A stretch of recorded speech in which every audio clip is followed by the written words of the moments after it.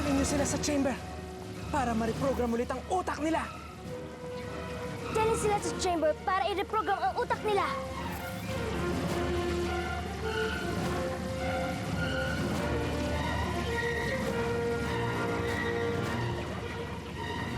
Debbie! Debbie! At ikaw naman. Masyado ka na maraming nagawang pinsala rito. Patayin siya! Siya'y patayin! Iwan niyo ko! Ano ba? Pakawalan niyo ako!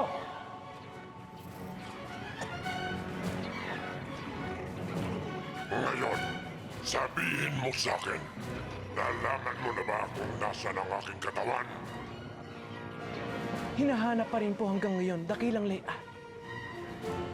Kahit may hidwaan sa pagitan ni na Commander Zion at ng kanyang konseho, lalong dapat nating ipagpatuloy ang misyon.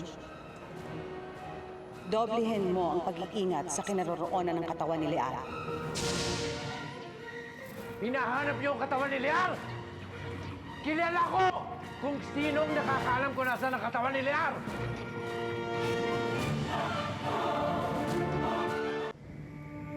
Ibalik siya rito.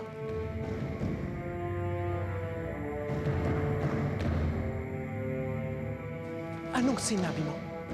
Ang sinabi mo, ano yun? Narinig niyo ako. Kilala ko kung sinong nakakaalam kung nasaan ang katawan ni Lear. Sino? Asawa kong si Helen. Paano namang malalaman ng asawa mo ang impormasyon na yon? Narinig ko siyang may kausap sa isang video game. Isang communication device. Hindi ko alam kung sino ang kausap niya. Pero ang natatandaan ko lang, ang ibinili niya ay ingatan ang katawan ni Lear. Ngayon, kung papayagan niyo akong makabalik, alamin ko sa aking asawa kung saan nakatago ang katawan ni Lear. At kapag nalaman mo kung nasaan ang katawan ko, Ibibigay ko sa iyo ang impormasyon na yon. Pero sa isang kondisyon. Kondisyon? Bakit may kondisyon pa? Eh kung patayin ka na namin ngayon. Eh kung patayin ka na namin ngayon, bakit may kondisyon pa? Kapag pinatay niyo ako, kailanman ay hindi niyo na malalaman o matatagpuan kung nasaan ang katawan ni Lear. ano ang kondisyon mo? Ibibigay ko sa iyo ang impormasyon. Kapalit ng aking anak.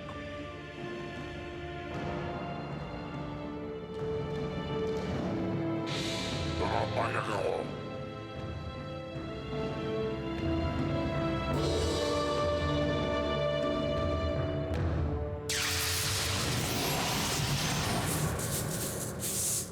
What a primitive manner to acquire hydrogen dioxide. H2O for short.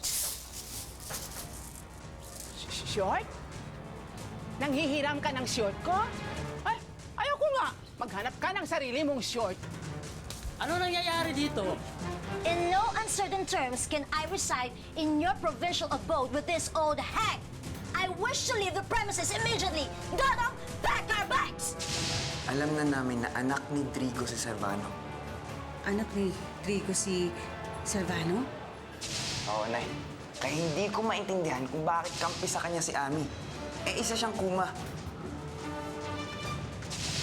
Bella, hindi mo kailangan sa akin sabihin ang problema mo. Pero tatandaan mo, nandito lang ako para sa'yo. Nagkasala si Commander Zion at kailangan niya pagbayaran ng mga kasalanan niya. Wala siyang kasalanan. Wala na ito sa aking mga kamay. O Dakilang Lear, salamat sa sagrado mong handog.